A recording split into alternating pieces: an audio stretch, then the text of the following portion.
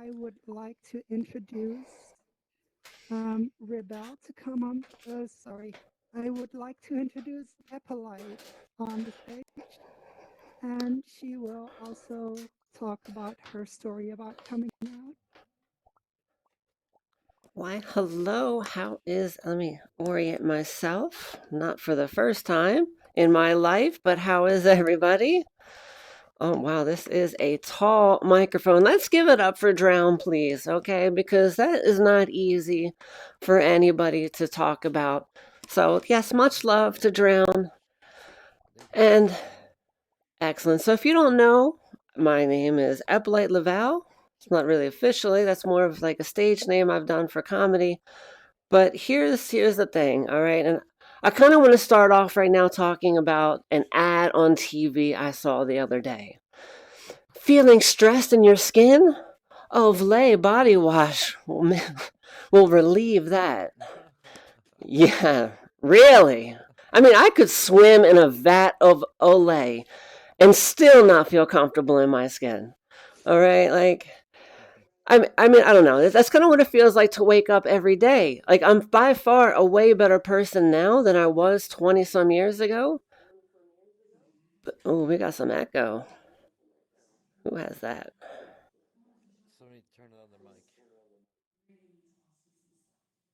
We good? Boss man, I love you, but the flow, man, you're alrighty. Excellent. So where was I? I mean, okay. Oh yeah, so like that's kind of what it feels like sometimes to wake up. I'm in a much better place now, but even still, sometimes I look in the mirror and I find every flaw on my body that I perceive that I have. Maybe one day I will not. I will see them just as myself and nothing more. I mean, it's something you know at a young age, but then I felt powerless to address. I never wanted action figures as a child until my teacher said action figures were dolls. And of course, all the boys in the class were like, "Nuh-uh, they're not dolls, they're action figures." Really pissed off and annoyed. But now I wanted some action dolls, all right? Like, now I'm interested. It's like I was like, Mom, let's go out. I need to get some GI Joe action dolls, and holy shit, those were some of the most interesting battles of house I've ever seen in my life. Oh man, like yeah.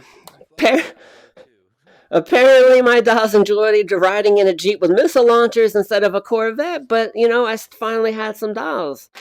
And occasionally, domestic violence broke out amongst the GI Joes, but most of the time, the Baroness cooked for Duke, decked out in her finest Uzi. I mean, a girl does need to accessorize, right? But I mean, maybe that's why I always wanted a Jeep at the same time. But anyway, I spent a lot of my own time, my own imagination, to trying to ease this thing of growing up different, and I'd always just get lost in my dreams. I feel like nowadays younger trans youth have a lot more, has like a leg up than I did back in the 90s. And of course, I had a better leg up than those in the 70s before me that helped me out later on. But the role models were pretty limited back then. I mean, you had Christine Jorgensen, who was the first to come out, like way back in what? I mean, she wasn't the first, but one of the first known. Then you had like Carolyn Crosley, the James Bond girl. And then Anita Bidet from the Oblongs. And I got to be honest, I did kind of love the sassiness of Anita Bidet because she had sass, but they're really, what role models did I have to look up to back then? I mean, what, someone on Jerry Springer?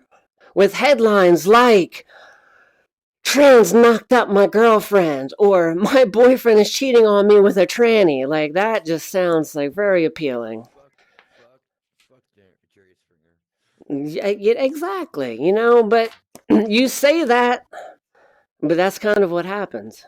Back before it was trash TV, that's essentially what I found. Like before the show, like really turned to garbage, you know, that's exactly what happened. But I wish it was on Maury because his headlines were a lot more classy. Like one day I saw, exactly, Male or female? No, but that was way before then. I mean, that's one day I saw an ad that talked about a trans teenager and I went, holy shit, that person's like me. I mean, I think I was like 13 or 14 at the time.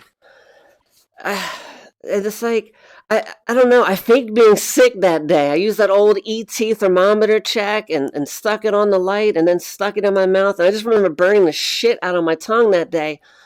But it worked. You know, I watched the show and this person's story was just made so much sense to me. And now I knew I was not alone. And that's kind of why I agreed to be here today, in case there's one person here thinking about, oh my gosh, you know, like I sometimes feel alone.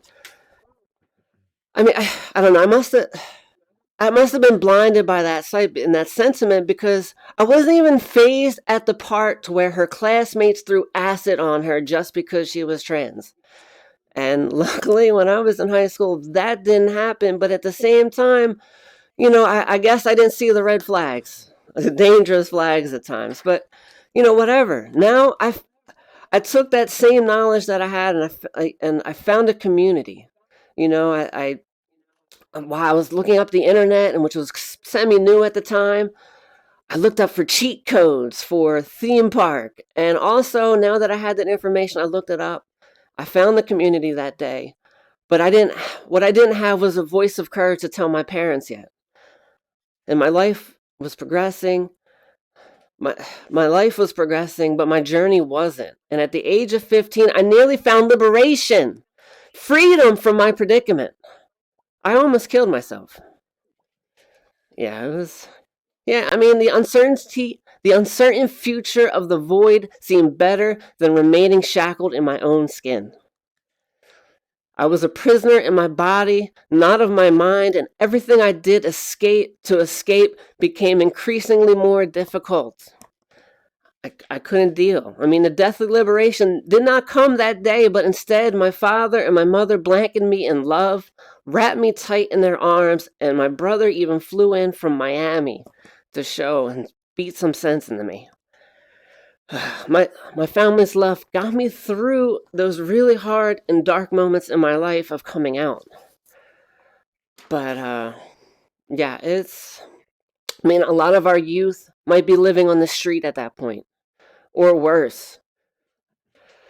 I mean, one of the hardest parts of my life is now over, but now I didn't even realize the real struggle just began. The path was slow because my mother was in denial, but at least it was moving. And during my sophomore year, I finally found the right doctors to help me and finally start on hormones. Magic beans that shut down the body's production of testosterone and eased into estrogen replacement. Oh man, it was a magical time. You know, I knew shit was working when I could no longer sleep on my stomach. I'm sure ladies know all about that. Oh man, it was quite painful, quite painful. But I mean, finally, my junior year, my parents moved so I can start fresh in a new high school. But I did wish I took care of my Adam's apple before we even moved because I only had so many turtleneck blouses to wear. And eventually, during one of these breaks, I went to New York City and had it shaved off. But now my vocal cords were messed up and I couldn't even talk for a few months. It's sad because, you know, like I can no longer hit the upper notes of my vocal range. And it took me until the end of the year before I can even talk again. I was like Ariel from The Little Mermaid. So worth it, though. So worth it. Hopefully I'm not boring anybody, but I mean, I'm not going to really bore you at the moment by playing sports my senior year in high school, or even that I played throughout college. I did, and could say a lot about that. You know, apparently I'm supposed to be genetically superior, so people tell me, but I don't think anybody else knew that since I think I rode the bench in basketball for 3 years. Good times. Alrighty, honey. Oh, 3 minutes, that's plenty of time. So then I'll add another little mini story. Not everything was great though, because now I'm living my life, I'm living my dream, and then all of a sudden, my parents, you know, it was my sister's wedding. And it should be a happy time, but she didn't want me there. You know, maybe she thought maybe I was going to embarrass her. And that was hard. That was very hard for me to deal with. Still hard to think about today. But I just started living my life fully, and I'm damned to go back. I will not be caged again. Just not going to happen. And I put my foot down, and that's pretty much where I stood on that. Again, there's some things regret in life, and that's not one of them for me. There is no going back. But, so again, I'm not going to bore you with those stories, but I will tell you one story I remember from college very deeply. And I'll never forget it. One day in my freshman year of college, I received the most gut-wrenching phone call. The mother of a 17-year-old unique friend of mine called me begging, pleading to know anything or the reason why their baby girl would kill themselves. 17. I just talked to Kira 2 days ago. Everything seemed like everything was on the right path. She seemed happy that day. And here's, oh my gosh, sorry. It's a little bit hard to say, but here's a person who had a supporting family like I did, was living her life like I did, and still couldn't take the stress of living in her own skin. I mean, maybe that's why that commercial rung so hollow to me the first time I heard it. But at the same time, that's not a unique story. I still essentially sometimes found myself in a predicament. Some days you don't have a good day. So that's probably why in my life I try and uplift people instead of push them down. You never know what they have going on in their life, because it could be their last, like my friend Kira. Or it could be the 2 other people, well, one person I know personally that was murdered just for them. So outside of that, think on that. All right? Before you want to open your mouth and bully somebody, before you know that, step up and say it. But anyway, that is part of my story. Sorry it was not as great to get out. But ladies and gentlemen, thank you. I am Epolight.